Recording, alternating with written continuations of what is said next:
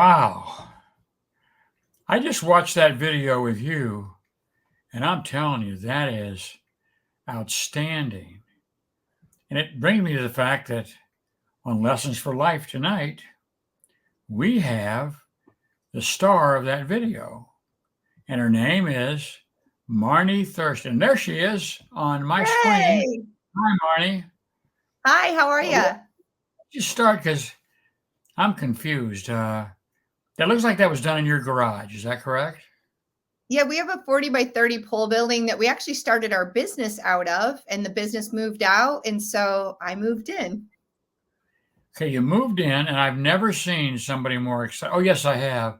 You came and sang at our church, and that's Marni, no doubt about it. But I want to know what you're so excited about and how that video came about. Go ahead. Well, there's a verse in Ecclesiastes, and it says that the sun goes up and it goes, and then it sets, and then it hastens to where it began. It's a real mundane cycle. And I just have a firm belief that in whatever that I'm doing, I need to infuse a little fun, a little passion, live with purpose, on purpose. So lifting by yourself can get a little mundane. So you got to do some stuff to stir yourself up, or else it's boring. And I don't like to be bored. You're not boring, and you're not going to bore us. I'll tell you, I've met you before. I know your family. And I tell you, folks, if you're watching Lessons for Night Life tonight, you're in for a real treat because that's Marni. If I had to write a description of Marni, I'd use that video in the description. Now, we always start with a favorite Bible verse. And you're already talking Ecclesiastes. So, do you have another Bible verse that you can share with us? That's your favorite one? Yes, I mean they're all good, right? But my Everyone. life my life verse, and I think that your Bible verse changes with the season of life that you might be going through at the time. I know that when I had 5 kids, and I had 3 kids that were 2, 1, and a newborn.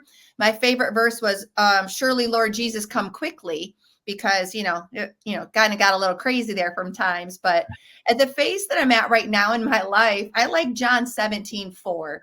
It's a little bit modified version that includes a couple of different translations, but the description I like is, "I glorified you on earth by completing down to the last detail what you assigned me to do."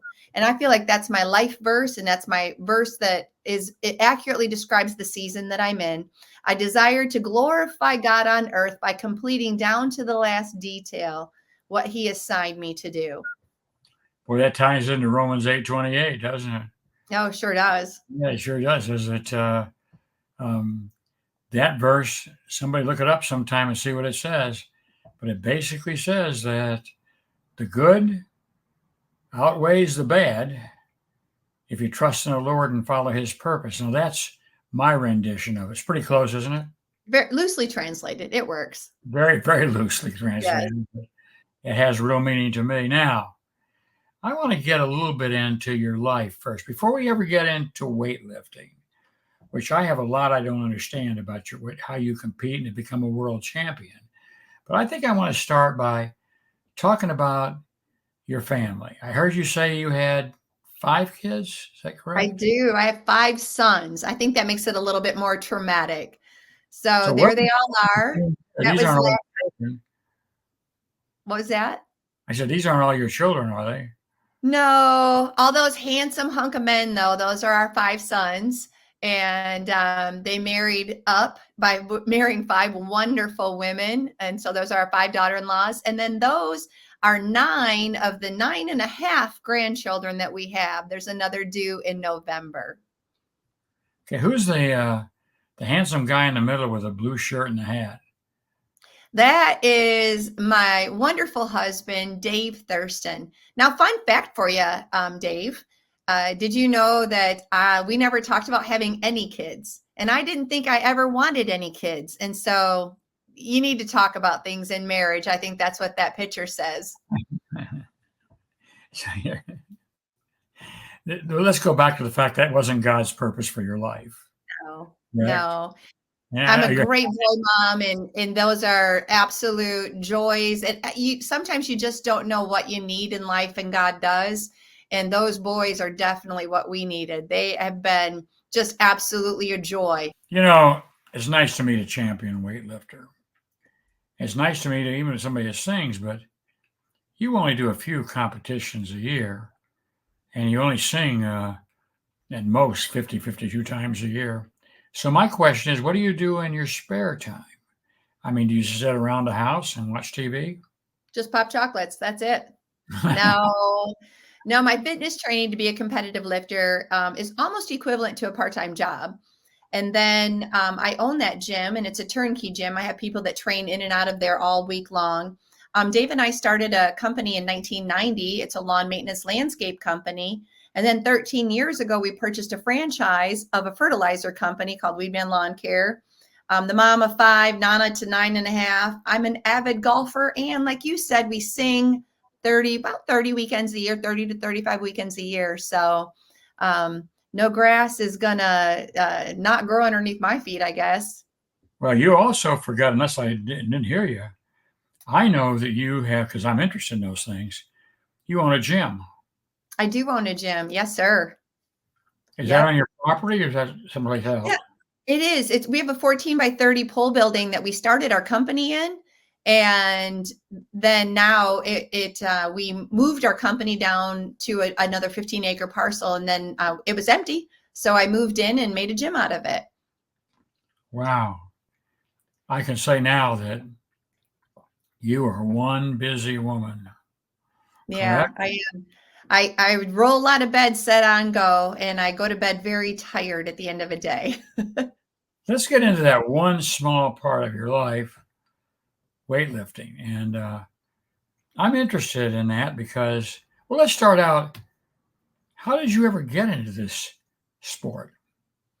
Well, I was an athlete through school. My dad was an athlete. And so he, of course, introduced me to athletics at a young age. And I actually was a softball player.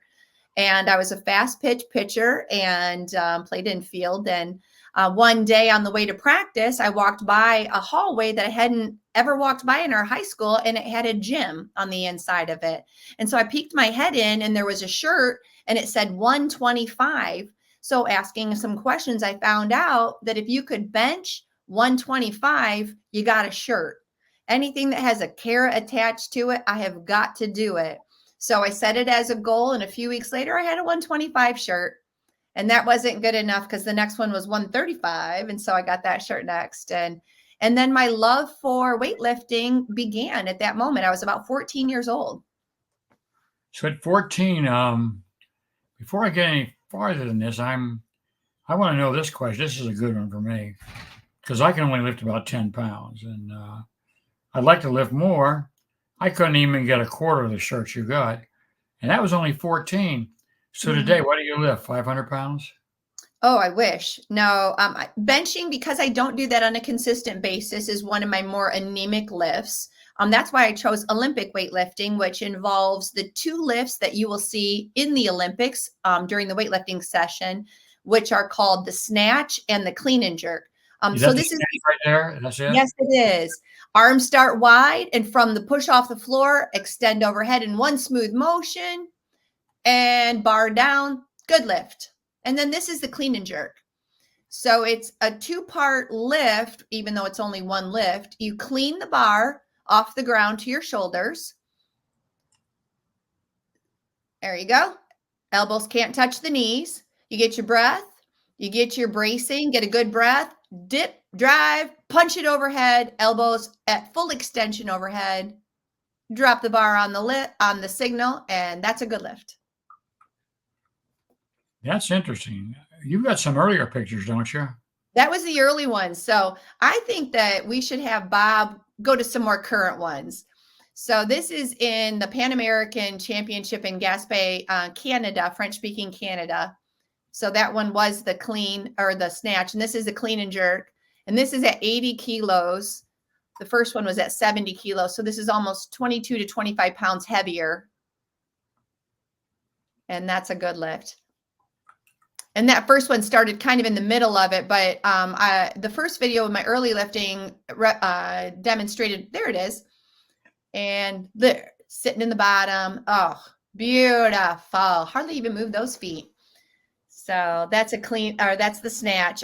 Those were actually record-setting lifts at 60 kilos for the snatch, which was a 15-kilo increase from the first video in only a couple years.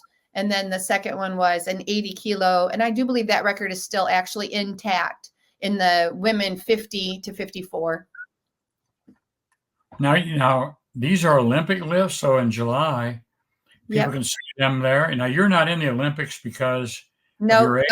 Well, there's also a different qualifying process. It's the same thing. Like you can play backyard football, but that doesn't mean you're going to the NFL.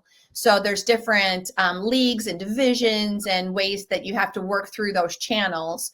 And as a master's lifter, I'm now in the anything that's 35 and up in age bracket. I'm a master's weightlifter. It's Olympic style lifting, and that's where you see those two lifts in the Olympics by the youngins.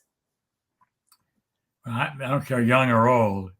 You're very impressive. In fact, I'm glad you're on our program because I'm learning about how I'm going to watch the Olympics now. Yeah. So yeah. And you're going to watch those elbows because those elbows can't be soft. They have to be full and nice and crisp.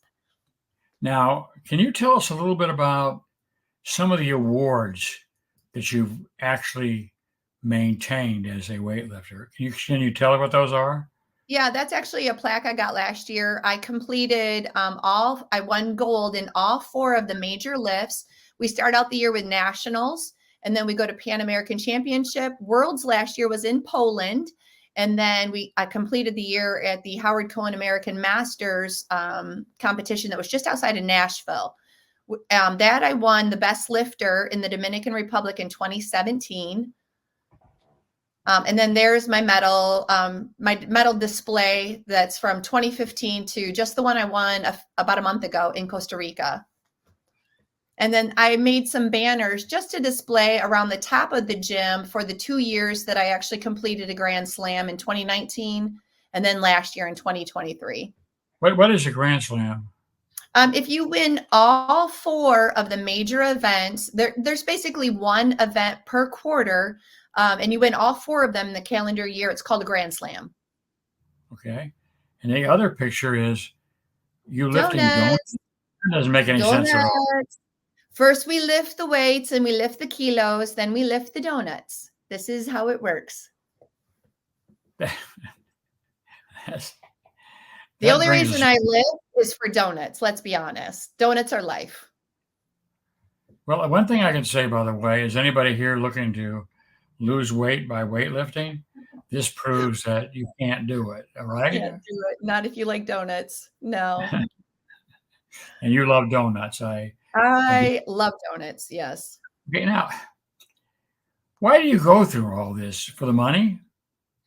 Oh, I wish. No, I would like to just be sponsored by Motrin. I mean, let's be real. I mean, I'd like to get free pain medication. I don't know. It's just the Bible talks about having a temple, and your body is the temple, and you got to take care of it, right? This body, this natural man, it would rather lay on the couch, eat donuts, and watch Netflix all day. But yet I know that's not the way that I should live. I need to take care of this body. And so instead of doing something that is boring, because I hate being bored, I find something that I enjoy. And then I do that on a consistent basis. And so, I mean, I've done athletics as far as I was a runner. I played soccer. I did softball for a long time on a women's and a co-ed team. Loved that during the summer, but you got to do something during the winter. And then as I gravitated and kept morphing into the world of weightlifting, I found out I was pretty strong for an old lady. And then I started winning. And then that became the carrot to chase. And then I won a lot. And now I'm 4 points from being in the Hall of Fame. So I always have had a goal. What record is there? Could I break it? Could I try? Where's the next competition? And is it someplace fun to travel to? Because I like to travel and I get to lift heavy stuff. So I just have enjoyed the whole process to it. Makes it fun. as we hit this particular point, as a Christian, Mhm. can you sort of give me some advice? In fact, give our audience some advice about following their dream? I mean, because a lot of people are sitting there today and they had dreamed of having a lot different life than they have today. Can you speak to them? Well, I think that people need to realize that it doesn't just happen. I've had people say things like, oh, you were just made for this, or you're such a natural. No, I'm not. And so I actually started a podcast called Beast Mode Christianity so I could offer real talk about the fact that I would rather eat donuts all day than ever eat anything that was a vegetable. Let's be real, right?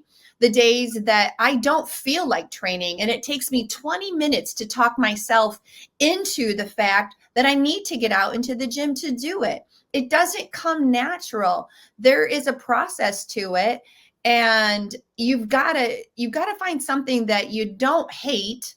It's good, and just enjoy as much of that process as you possibly can. It's not easy, and it's not going to happen to you. You have to happen to it. That sounds like really great advice. Now, let's talk a little bit about what Christ tells us to do in the Great Commission. He talks about the fact that basically we're to testify, preach to the world, baptize them, all kinds of things. And I want to know, since you're in a sport that probably contains some people that aren't Christian and people that go there that aren't Christian, do you use that platform to spread the word that Christ is King? I do, and I might do it a little differently than some people. I believe that Sir Francis Assisi said it best. He said, "Preach the word always, and if necessary, use words." And what that means is your life is preaching something, whether your mouth ever says anything or not. And so, what I've chosen to do is look at that, and also the two commandments that Jesus said, to love the Lord your God with all your heart, mind, soul, and strength, and to love your neighbor as yourself. And so, as I realize that everywhere I go, my life is preaching something, even if I never open my mouth. So, when I do open my mouth, what's coming out? I choose kindness. I choose love. I choose to lift people up and encourage people. And that's Christ-like. And so, your life is preaching, whether your mouth is saying something or not. And then I just choose to be love to those that are around me. And what happens is that it draws people to the Christ that's on the inside of you. And then you get to witness to them, whether you choose to use actual scripture or just life experiences. It's opened a door and it's built a bridge for you to do that. You know, sometimes we as Christians, those of us that are bold, get way so bold that we actually turn people off. Mm, yeah. For instance, and I don't know if you agree with this or not, I just ran across somebody that came to me and really bragged about it. They had somebody going through a divorce, and they opened up by saying, "You're going to go to hell." Man. You don't do that, do you? Well, when I hear something like that, I wonder what perfect platform that person has, that they stand and they live on, because that's just not me. And what I've seen is, in fact, I just saw it on social media a weekend or just a week ago, where somebody said something and then somebody came against them that was a Christian trying to hold them accountable. And I told my husband, I said, here's the thing that I don't understand. In saying that about their post, they're judging them, which is wrong too. And so I don't like to see it. And I definitely am not going to partake in it. That's for sure. I want to build the bridge, and I want to love, and I want to encourage you and uplift you, because I feel like that's being Christ-like. Now, being encouraging, I'm going to let you help me here. Sure. I think sometimes the way you talk is going to come out real well. Many people, even though Abundant TV has a lot of Christians watching, I call them so-called Christians because they can't answer this question very effectively. First off, if I testify to them and I say, "Do you know Jesus Christ do you think you're going to go to heaven if you died tonight? Some of them will say, in fact, quite a few of them will say, I think so. Hmm. But if you repeat that and say, how sure are you if you would die right now, you'd end up in heaven in 5 minutes? They can't answer that because they don't know. Would you speak to those people in the kind way that you usually do? Well, I've been married now for almost 37 years, and there were days I didn't feel like I wanted to be married or I didn't feel a certain way.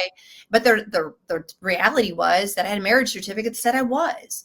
And so, do I think I am saved? Do I think I am a Christian? I like to equate it this way.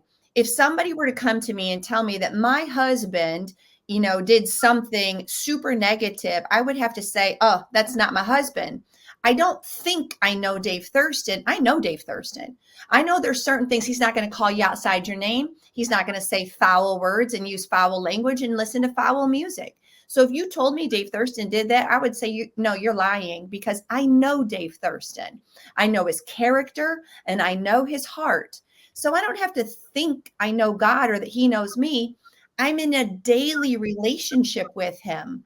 I talk to him. The Bible says, pray without ceasing. I talk to God all the time. I don't think I'm a Christian. I know I am. I know God's real in my life. I don't just visit him on Sunday or on the main holidays. I enter into a relationship with him every single day. What a great answer. Now, as we wind down, I want people to know how they get in touch with you. My understanding is, stop me if I'm wrong, you're a speaker. You Yes. go places and speak about Christ. You belong to the Thurstons, one of the top singing groups in the country. Is that correct? Well, we're not who we think we are. Let's just say that. But you perform, you Yes. go to big places, you even got a bus. Is that correct? Yeah. And the bus has its own name, and I need to make its own page because the bus's name is Tumbleweed. See, so far as I know, and what I know of you, you're famous, and just like that 125-pound shirt, Oh, you're yeah. sure more famous all the time. So you speak, Hmm. you sing, and you're willing to talk to anybody that wants to talk to you. So tell us how we get in touch with you. I think that my life's purpose is to lift others up. And if anybody wants to reach out to me, either through my private Facebook or Instagram at Marni Thurston, I'm there for you.